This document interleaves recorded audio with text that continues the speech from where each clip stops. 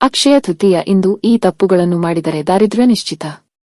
ಅಕ್ಷಯ ತೃತೀಯವನ್ನು ಲಕ್ಷ್ಮೀ ದೇವಿಯನ್ನು ಪೂಜಿಸುವ ಅತ್ಯಂತ ಮಂಗಳಕರ ದಿನವೆಂದು ಪರಿಗಣಿಸಲಾಗಿದೆ. ಅಕ್ಷಯ ತೃತೀಯ ದಿನದಂದು ಚಿನ್ನವನ್ನು ಖರೀದಿಸಲಾಗುತ್ತದೆ. ಅಕ್ಷಯ ಎಂದರೆ ಸಂಪತ್ತು.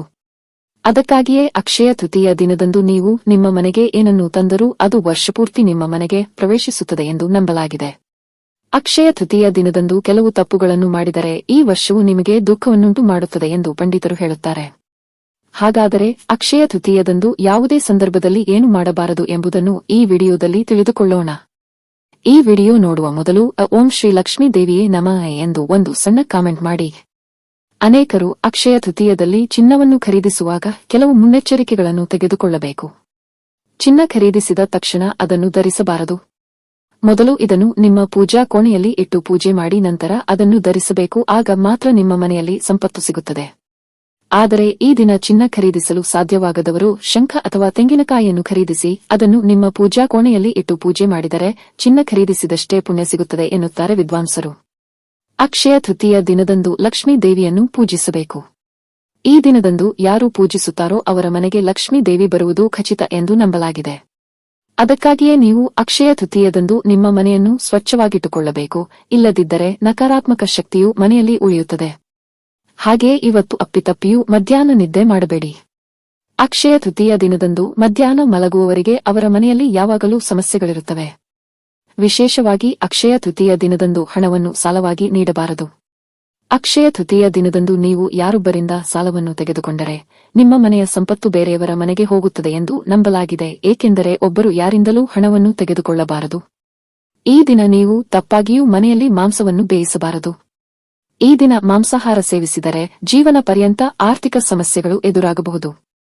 ಅಲ್ಲದೆ ಈ ದಿನ ನೀವು ಸೇವಿಸುವ ಆಹಾರದಲ್ಲಿ ಬೆಳ್ಳುಳ್ಳಿ ಮತ್ತು ಈರುಳ್ಳಿಯನ್ನು ತಪ್ಪಿಸಬೇಕು.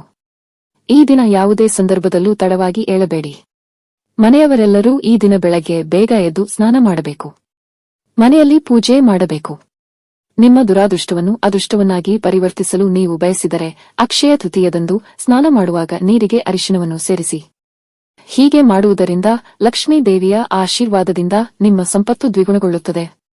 ಅದರಲ್ಲೂ ಅಕ್ಷಯ ತೃತೀಯದಂದು ಮಹಿಳೆಯರು ತಮ್ಮ ಕಣ್ಣುಗಳನ್ನು ಒದ್ದೆ ಮಾಡಿಕೊಳ್ಳಬಾರದು, ಅಳಬಾರದು. ಈ ದಿನ ಮಹಿಳೆಯರು ತಮ್ಮ ಕಣ್ಣುಗಳನ್ನು ತೇವಗೊಳಿಸಿದರೆ ಅವರು ಈ ವರ್ಷಪೂರ್ತಿ ಬಡತನವನ್ನು ಅನುಭವಿಸಬೇಕಾಗುತ್ತದೆ ಎಂದು ಜ್ಯೋತಿಷಿಗಳು ಸೂಚಿಸುತ್ತಾರೆ.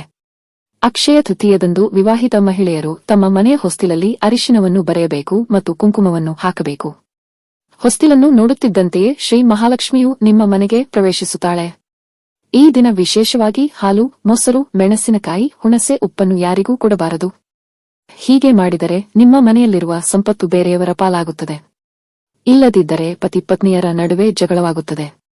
ಸಾಮಾನ್ಯ ಆದರೆ ಈ ದಿನ ಅದು ತಪ್ಪಾಗಿಯೋ ಪತಿ ಪತ್ನಿ ಜಗಳವಾಡಬಾರದು. ಈ ದಿನ ಮನೆಯಲ್ಲಿ ಜಗಳವಾದಲ್ಲಿ ಪತಿ ಪತ್ನಿಯರಿಬ್ಬರೂ ಶಾಶ್ವತವಾಗಿ ದೂರವಾಗುವ ಸಂಭವವಿದ್ದು ಅದರಲ್ಲೂ ಅಕ್ಷಯ ತೃತೀಯ ದಿನದಂದು ಮನೆಯಲ್ಲಿ ಧೂಳಿಪಟ ಮಾಡಬಾರದು. ಅಲ್ಲದೆ ಕೂದಲು ಕತ್ತರಿಸುವುದು, ಉಗುರು ಕತ್ತರಿಸುವುದು, ಶೇವಿಂಗ್ ಮಾಡಬಾರದು ಮತ್ತು ಈ ದಿನ ಕಪ್ಪು ಬಣ್ಣ ಬಟ್ಟೆಗಳನ್ನು ಧರಿಸಬೇಡಿ. ಅಕ್ಷಯ ತೃತೀಯ ದಿನದಂದು ನೀವು ಕಪ್ಪು ಬಟ್ಟೆಯನ್ನು ಧರಿಸಿದರೆ ನಿಮ್ಮ ಜಾತಕದಲ್ಲಿ ಶನಿಗ್ರಹವು ನಿಮ್ಮ ಜಾತಕದಲ್ಲಿ ಶನಿದೋಷಗಳು ಉಂಟಾಗುತ್ತವೆ ಎಂದು ಪಂಡಿತರು ಹೇಳುತ್ತಾರೆ. ಅಕ್ಷಯ ತೃತೀಯ ದಿನದಂದು ಮನೆ ಕತ್ತಲಾಗದಂತೆ ನೋಡಿಕೊಳ್ಳಿ. ಏಕೆಂದರೆ ಅಕ್ಷಯ ತೃತೀಯದಂದು ಲಕ್ಷ್ಮೀ ದೇವಿಯು ನಿಮ್ಮ ಮನೆಗೆ ಯಾವ ಸಮಯದಲ್ಲಾದರೂ ಪ್ರವೇಶಿಸಬಹುದು. ಆದ್ದರಿಂದ ಈ ದಿನ ನಿಮ್ಮ ಮನೆಯಲ್ಲಿ ಕತ್ತಲೆ ಇದ್ದರೆ ನಿಮ್ಮ ಮನೆಗೆ ಬಂದ ಲಕ್ಷ್ಮೀ ದೇವಿಯು ಹಿಂತಿರುಗುತ್ತಾಳೆ. ಆದ್ದರಿಂದ ಈ ದಿನ ನಿಮ್ಮ ಮನೆಯಲ್ಲಿ ಹೆಚ್ಚು ಬೆಳಕು ಇರುವಂತೆ ನೋಡಿಕೊಳ್ಳಿ.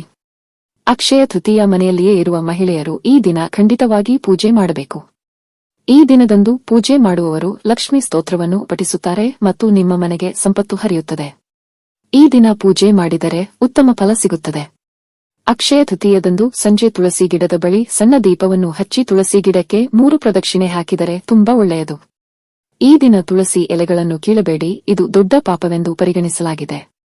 ಅಕ್ಷಯ ತೃತೀಯ ದಿನದಂದು ನಿಮ್ಮ ಮನೆಯನ್ನು ಶುಚಿಯಾಗಿಡಿ. ಮನೆಯಲ್ಲಿರುವ ಮಹಿಳೆಯರು ಬೆಳಗ್ಗೆ ಬೇಗ ಎದ್ದು ಮನೆ ಪೂರ್ತಿ ತೊಳೆಯಬೇಕು. ಅಕ್ಷಯ ತೃತೀಯದಲ್ಲಿ ಲಕ್ಷ್ಮೀ ದೇವಿಯನ್ನು ಮೆಚ್ಚಿಸಲು ವಿಶೇಷವಾಗಿ ಅಕ್ಷಯ ತೃತೀಯದಲ್ಲಿ ನಿಮ್ಮ ಮನೆಯ ಸುತ್ತಮುತ್ತಲಿನ ಪರಿಸರವನ್ನು ಸ್ವಚ್ಛವಾಗಿಡಿ ಮತ್ತು ಕಡಿಮೆ ಹಣವನ್ನು ಖರ್ಚು ಮಾಡಿ. ಈ ದಿನ ನಿಮ್ಮ ಖರ್ಚುಗಳು ಹೆಚ್ಚಾದರೆ ವರ್ಷ ಪೂರ್ತಿ ಹಾಗೆ ಆಗುತ್ತದೆ. ಈ ದಿನ ಮನೆಯಲ್ಲಿ ಹಣದ ಸಮಸ್ಯೆಗಳು ಬರುತ್ತವೆ. ದೇವಸ್ಥಾನಗಳಿಗೆ ಹೋಗುವುದು ತುಂಬಾ ಒಳ್ಳೆಯದು. ಅಕ್ಷಯ ತೃತೀಯ ದಿನದಂದು ನೀವು ಯಾವುದೇ ದೇವಸ್ಥಾನಕ್ಕೆ ಹೋಗಿ ಧ್ವಜಸ್ತಂಭದ ಸುತ್ತಲೂ 3 ಪ್ರದಕ್ಷಿಣೆಗಳನ್ನು ಮಾಡಿ ಇಷ್ಟಾರ್ಥವನ್ನು ಮಾಡಿದರೆ ಆ ಆಸೆ ಈಡೇರುವುದು ಖಂಡಿತ. ಅಲ್ಲದೆ ನಿಮ್ಮ ಮನೆ ಸಂಪತ್ತಿನಿಂದ ತುಂಬಿರುತ್ತದೆ. ಅಕ್ಷಯ ತೃತೀಯ ದಿನದಂದು ಸುಳ್ಳು ಹೇಳಬೇಡಿ. ಕದಿಯುವುದನ್ನು ತಪ್ಪಿಸಿ. ಯಾರಿಗೂ ಮೋಸ ಮಾಡಬೇಡಿ. ಇಲ್ಲದಿದ್ದರೆ ನೀವು ತೀವ್ರ ತೊಂದರೆಗಳನ್ನು ಎದುರಿಸಬೇಕಾಗುತ್ತದೆ. ಅಕ್ಷಯ ತೃತೀಯದಂದು ಯಾವುದೇ ಹೊಸ ವಸ್ತುಗಳನ್ನು ಖರೀದಿಸುವುದು ಉತ್ತಮ ಎಂದು ಹಲವರು ಹೇಳುತ್ತಾರೆ. ಪ್ಲಾಸ್ಟಿಕ್ ವಸ್ತುಗಳನ್ನು ಅಲ್ಯೂಮಿನಿಯಂ ಪಾತ್ರೆಗಳಿಂದ ಖರೀದಿಸಲಾಗುತ್ತದೆ. ಆದರೆ ಅಕ್ಷಯ ತೃತೀಯ ದಿನವೂ ಈ ವಸ್ತುಗಳನ್ನು ರಾಹುವಿನ ಪ್ರಭಾವವಿರುವ ಕಾರಣ ತಪ್ಪಿಯೂ ಖರೀದಿಸಬಾರದು. ಇವುಗಳನ್ನು ಖರೀದಿಸುವುದರಿಂದ ನಿಮ್ಮ ಮನೆಯಲ್ಲಿ ಬಡತನ ಉಂಟಾಗುತ್ತದೆ. ವಿಶೇಷವಾಗಿ ಈ ದಿನ ಮಹಿಳೆಯರು ಹಳದಿ ಕುಂಕುಮ ಖರೀದಿಸಿದರೆ ಸುಮಂಗಲಿಯರ ವರದಾನವಾಗುತ್ತದೆ. ಹರಿದ ಬಟ್ಟೆಗಳನ್ನು ಧರಿಸಬೇಡಿ. ಅಕ್ಷಯ ತೃತೀಯದಲ್ಲಿ ಲಕ್ಷ್ಮೀ ದೇವಿಯ ಆಶೀರ್ವಾದ ಪಡೆಯಲು ಈ ನಿಯಮಗಳನ್ನು ಕಟ್ಟುನಿಟ್ಟಾಗಿ ಪಾಲಿಸಬೇಕು ಎಂದು ಪಂಡಿತರು ಹೇಳುತ್ತಾರೆ. ಈ ವಿಡಿಯೋ ನಿಮಗೆ ಇಷ್ಟವಾದಲ್ಲಿ ಲೈಕ್ ಮಾಡಿ ಮತ್ತು ನಿಮ್ಮ ಸ್ನೇಹಿತರ ಜೊತೆ ಶೇರ್ ಮಾಡಿ. ಹಾಗೆಯೇ ನಮ್ಮ ಹೊಸ ವಿಡಿಯೋಗಳನ್ನು ನೀವು ತಕ್ಷಣ ಪಡೆಯಬೇಕೆಂದಿದ್ದರೆ ಚಂದಾದಾರರಾಗಿ ನಮ್ಮ ಚಾನೆಲ್ ಪಕ್ಕದಲ್ಲಿರುವ ಬೆಲ್ ಐಕಾನ್ ಒತ್ತಿರಿ. ಧನ್ಯವಾದಗಳು.